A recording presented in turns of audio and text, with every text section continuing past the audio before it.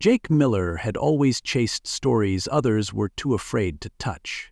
As an investigative journalist, he thrived on uncovering corruption, crime, and hidden truths. But this time, the story found him. It started with a pattern. Young men disappearing across the Midwest. No connections, no bodies, just vanished. The police called it coincidence. Jake called it a cover-up. His latest lead pointed him to Elkwood, a small, isolated town in rural Illinois, a place barely marked on the map. One of the missing men, Ethan Price, had sent a cryptic email to his family days before he disappeared. "If anything happens to me, look into Elkwood." Jake was convinced this town held the answers. The last confirmed sighting of him was at a roadside diner just outside Elkwood. Security footage from that night showed him sitting in a red vinyl booth, hunched over a notebook, flipping through pages with a focused expression. He ordered a coffee, spoke briefly with the waitress. Then, at 9:42 p.m., he stepped outside to take a call. And that was it. Jake Miller was never seen again. 2 days later, his car was found abandoned on a remote stretch of road near the woods. The doors were locked. His phone was missing. The only odd detail? The driver's seat was pushed all the way back, as if someone much taller than Jake had been in the car last. The police barely investigated. "People go missing all the time," they told his sister, Claire. "Maybe he left on his own." But Claire knew better.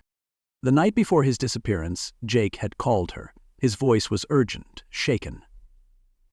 "Claire, I think I found something big. These disappearances, they aren't random. I'm onto something.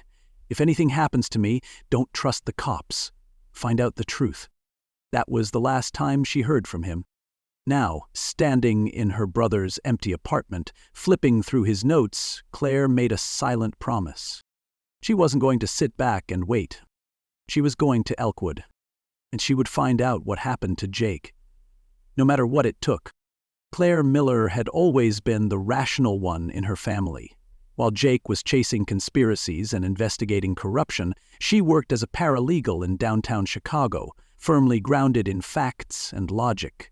But now, as she drove down the lonely highway toward Elkwood, Illinois, she felt like she was stepping into one of her brother's unsolved stories.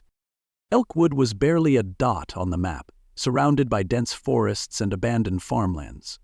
The moment Claire crossed into town, she felt it, the unease, the kind that made the hair on the back of her neck stand up. The streets were nearly empty, the gas station had a single flickering light, and the air carried a heavy silence. She had spent the entire drive studying Jake's notes. He had been onto something, but what? His journal had scribbled names, timelines, and a single underlined phrase: "They watch at night." Her first stop was the Silver Spoon Diner, the last place Jake had been seen. A bell jingled as she stepped inside. The place had a warm glow, but something felt off, as if the people inside weren't just eating, but watching. She approached the counter, pulling out Jake's picture. "Excuse me, do you remember this man? He was here a few nights ago." The waitress, a woman in her 50s with tired eyes, looked at the picture and hesitated. "No, sorry." Claire knew she was lying. "You're sure? He sat right there." Claire motioned to the booth from the surveillance footage. The woman's lips pressed into a thin line. Then, in a hushed voice, she muttered, "You shouldn't be asking about him." Claire's stomach twisted. "Why not?" The waitress glanced around nervously before leaning in. "Because people who ask too many questions in Elkwood don't come back." A chill ran through Claire. Before she could respond, the bell above the door jingled again. A man in a sheriff's uniform had just walked in. He was tall, broad-shouldered, and staring straight at her. Claire knew then Jake hadn't just vanished. Someone had made him disappear. And she was next. Claire left the diner with her heart pounding. The sheriff's cold stare lingered in her mind. He hadn't said a word, but his presence alone felt like a warning. Stop asking questions. Leave Elkwood. But she wasn't leaving without answers. Jake's notes mentioned an abandoned hunting cabin deep in the woods just outside town. He had circled it on a map, writing, Ethan Price was last seen near here. This is where it starts. If Jake thought the disappearances were connected to that place, then she had to check it out. Claire drove down a narrow dirt road, her headlights cutting through the darkness. The forest on either side was dense, swallowing all traces of civilization. When the road became too rugged, she parked and continued on foot, her flashlight slicing through the thick underbrush. The deeper she went, the more uneasy she felt. The woods were unnaturally silent. No wind, no crickets, nothing. Just the crunch of leaves beneath her boots. Then she saw it. The cabin stood in a small clearing, its wood dark with age, its windows shattered. A single hunting trap lay rusted near the entrance, its sharp metal teeth glinting in her light. The door was slightly open, creaking with the wind. Claire's breath hitched. She forced herself to step inside. The interior smelled of damp wood and decay. Dust coated every surface and broken furniture lay scattered, but what caught her eye was the message scratched into the far wall. "They watch at night." Her stomach twisted. The same phrase Jake had written in his notes. Then, a noise outside. A crackling branch. Claire spun toward the window, heart hammering. A tall figure stood at the tree line, unmoving. The flashlight flickered over the figure's face, but there was none. A hood, a mask. Claire stumbled back, her breath coming in short gasps. The figure didn't move, didn't speak, just watched. Then, a second figure appeared, then a third. They were surrounding the cabin. Claire's body screamed at her to run, but as she turned, something caught her eye, a leather notebook half buried in the dust. Jake's notebook. Before she could grab it, the cabin door slammed shut, and the lights outside went out. Claire's breath caught in her throat as the cabin door slammed shut. The dim glow from her flashlight flickered against the wooden walls, illuminating the words carved deep into the surface. "They watch at night." The shadows outside shifted. The masked figures were still there, waiting. Her pulse thundered. She had two choices, fight or flee. Claire lunged for Jake's dusty notebook, snatching it from the floor. As she flipped it open, her stomach twisted. The last entry was hurriedly scrawled, the pen strokes shaky. "I hear them outside. If I disappear, it's because of Elkwood's secret. The sheriff is involved. Trust no one." A loud bang against the window made her jump. One of the figures had moved closer. The mask's hollow eye sockets stared straight at her. Claire bolted for the door, her heart hammering. She yanked it open and sprinted into the trees, branches whipping against her arms and legs. Behind her, heavy footsteps pounded the ground. They were chasing her. She ran blindly through the forest, dodging fallen logs and tangled roots. The darkness swallowed everything. No moonlight, no road, just the endless trees. But she couldn't stop. A sharp pain shot through her ankle as she tripped over something metal. A rusted bear trap half buried in the dirt. She barely avoided stepping in it. Had they placed these here? Were they leading her somewhere? Then, headlights. Through the trees, Claire spotted a road. A car was approaching. Her chance.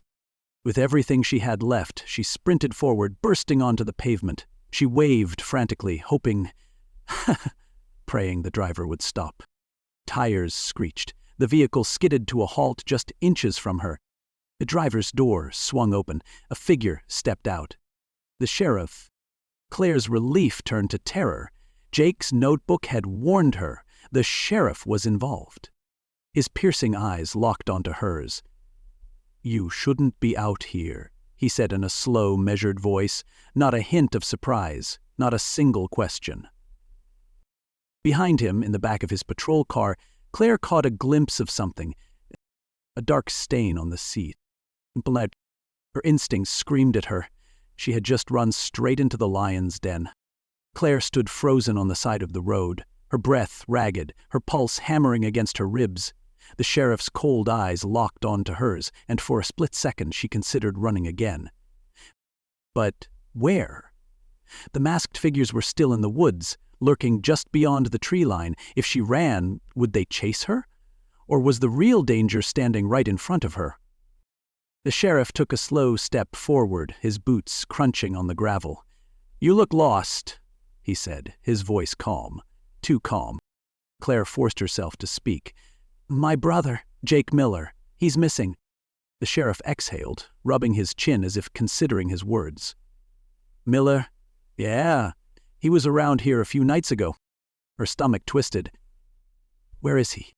The sheriff tilted his head slightly, studying her. "You should come down to the station. We can talk there." Everything in Claire's gut screamed no. Jake's notebook had been clear. Don't trust him. Her eyes darted to the patrol car, its back seat barely illuminated by the interior light.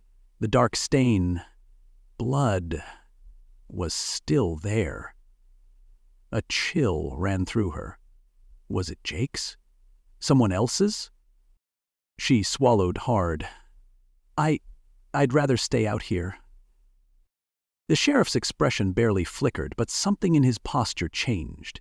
His hand rested on his belt, near his gun. Then another car approached. Bright headlights sliced through the darkness, illuminating them both. The sheriff tensed. Claire's heart leapt. The car pulled up alongside them, and a window rolled down. Inside was an older man with gray stubble and wary eyes. "Everything all right here, Sheriff?" For the first time, Claire saw hesitation on the sheriff's face. He forced a tight smile, "Just making sure this young lady's safe." The man's gaze shifted to Claire. She had no idea who he was, but she knew one thing. He wasn't the sheriff. That meant he wasn't part of this. This was her chance.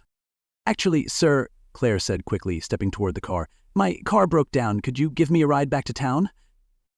The man hesitated, then nodded. "Hop in." Claire didn't look back. She climbed into the car, heart pounding, as the sheriff stood motionless in the red glow of the taillights.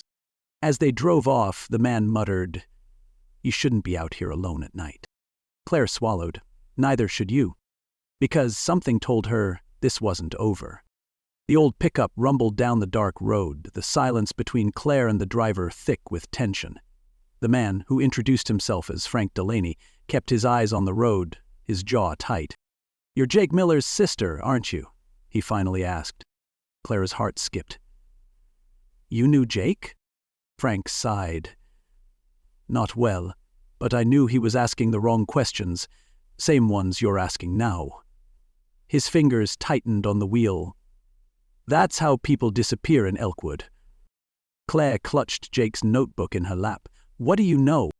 Frank hesitated, then muttered, "Enough to get myself killed." She turned to him. "Please, I need to find Jake." Frank exhaled sharply, then nodded. "There's a place, an old drainage tunnel beneath the town. That's where the sheriff and his people take the ones they don't want found." He shot her a look. "That's where they took your brother." Claire's breath caught. Jake was alive. But the sheriff and his masked men weren't just going to let her walk in and take him. Frank pulled the truck off the road near a rundown industrial building. He pointed toward a chain-link fence. "There, tunnel entrance is past that." Claire's hands trembled as she climbed out of the truck. "You're not coming?"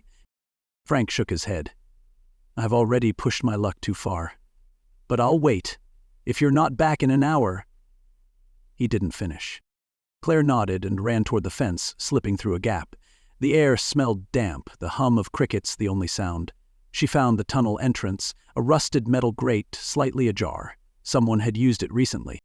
She squeezed through, her flashlight flickering. The tunnel stretched into darkness, the walls slick with moisture. Faint voices echoed ahead. She crept forward until she saw them. A dimly lit chamber, lined with chains. A group of masked figures stood in a circle, and in the center, tied to a chair, was Jake. His head hung low, his face battered. Claire's breath hitched. One of the figures turned toward her, as if sensing her presence, and then, without a word, they blew out the candlelight, plunging the tunnel into complete darkness.